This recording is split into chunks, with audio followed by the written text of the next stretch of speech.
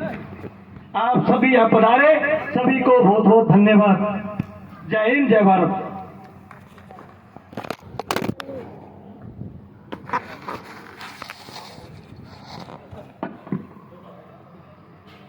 आप बोल रहे हो?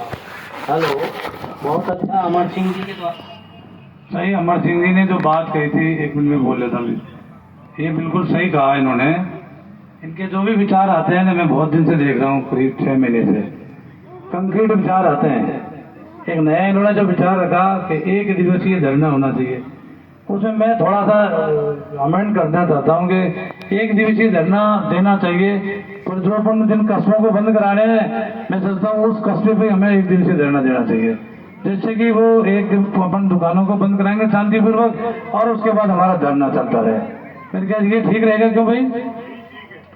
उसे एक अलग मैसेज जाएगा। अग्रिम वक्ता का नाम बताओ। और अग्रिम वक्ता के रूप में हमारे जो हैं वो हैं भरत लाल जी। भरत लाल जी, हाँ, भरत लाल जी गोवर्धनपुरा और कमलेश जी डोंगरी।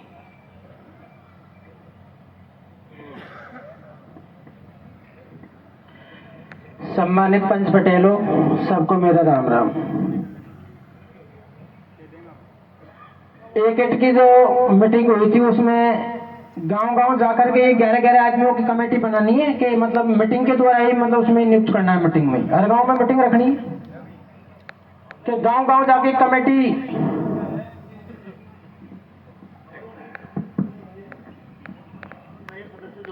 बिल्कुल ठीक है बेटा अमर सिंह, लेकिन मैं ऐसे बोल रहा हूँ जैसे कमेटी के सदस्य गांव में जाएंगे ना, तो बनाएंगे कि मतलब गांव खुद बना के लाएगा। भाई जैसा कि पूर्व में जो लोग बने हुए हैं वो तो रहेंगे, और जहाँ हमारी मीटिंग होती है वो तो उस दिन वहाँ तय कर ले, अच्छी बात है। पर जिन गाँव में हम नहीं जा पा रहे, उसमें हमारे सेंट्रल कमेटी के लोग वहाँ जाएंगे और उनके सामने जो पूर्व सदस्य हैं वो गांव को एकत्रित करेंगे, जिससे क्या होगा, वो पूर्व सदस्य को भी ऐसा नहीं लगे कि वो हमसे अलग ना होवे।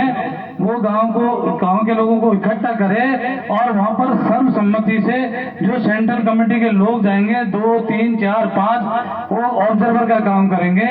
उन ऑब्जर्वर के सामने वो नाम तय करेंगे और उस कमेटी में जरूर नहीं कि 11 हो, कम से कम 11, क्योंकि मान लो बड़ा गांव तो उसमें 21 हो सकते हैं, 20 हो सकते हैं। वो उन गाँव के ऊपर उनकी खुली छूटे, लेकिन कम से कम 11 आदमी होना चाहिए, और उसमें सभी जाति, सभी वर्ग का और महिला प्रतिनिधि होना चाहिए, उनका ध्यान रखा था। ये उस प्रस्ताव का मतलब ये है। ठीक है सर, ओके। पहले से हर गांव में देखो कम से कम 11, 31, 51 आदमी तक की कमेटी बनी हुई है। ठीक है, अगर मान ले गांव में और नए सदस्य जुड़ना चाहते हैं तो कोई दिक्कत नहीं है, खूब जुड़ो। पहले वाले सदस्यों को अगर मतलब गांव अगर ये कह रहे भाई मैं हटना चाहता हूँ गांव के सामने, अगर हाँ तो वो एक अलग बात है, लेकिन अपन किसी को हटा नहीं सकते। और अगर वे जुड़ना चाहते हैं तो और जुड़ सकते हैं, ये ठीक है, यही है ना। हाँ, अभी अमर सिंह भाई ने मतलब 5 बांध के बारे में कह रहे थे ये कि भाई वहां पर अपने डोंगरी बांध संघर्ष समिति के आदमी भी मतलब वहां पर मौजूद गए थे ना। इन्होंने जाके ये समर्थन दिया होगा कि भाई हम आपके साथ हैं, आप हमारे डोंगरी बांध नहीं बनना, आप हमारा साथ दो। कौन करें चर्चा? तो फिर जाने का क्या मतलब हुआ भाई? जब हम गए मंच पे बोले तो कम से कम ये बात तो रखनी थी ना। सर आपने रखी थी, ठीक है, आपके भाषण हमने सुने थे, लेकिन कम से कम डोंगरी बांध संघर्ष समिति के सदस्यों को यह कहना था हम आपके धरने में शामिल है, लेकिन आपको हमारे डोंगरी बांध बनेगा तब आपको भी हमारे धरने में शामिल होना पड़ेगा। ये बिल्कुल ठीक है, सरकार की दोहरी नीति है। सरकार दोनों पक्षों को मतलब सरकार क्या करना चाह रही है, गुर्जर और मीणा को मतलब अलग अलग ये बांटना चाह रही है।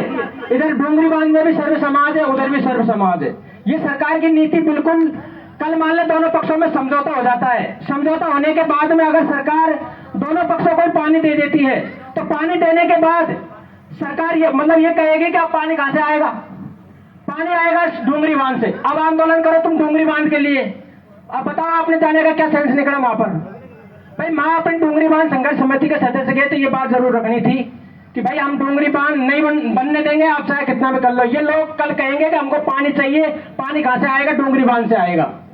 तो मेरा तो देखो सभी भाइयों से ये कहना है, गुर्जर और मेणे आपस सभी भाई मतलब धरती के पुत्र हैं, अपन को जमीन, मकान और हमारे पुरखों की धरोहर बचावा के लिए ये संकट में है, तो ये नेता हमको मतलब अलग अलग करवा चाहे, तो यह बात को मतलब हमको पूर्णतः ध्यान रखना है, इनका चक्कर में नहीं आना और सर्व समाज को एक मत हो, डूंगरीबाद नहीं बढ़वा देना है।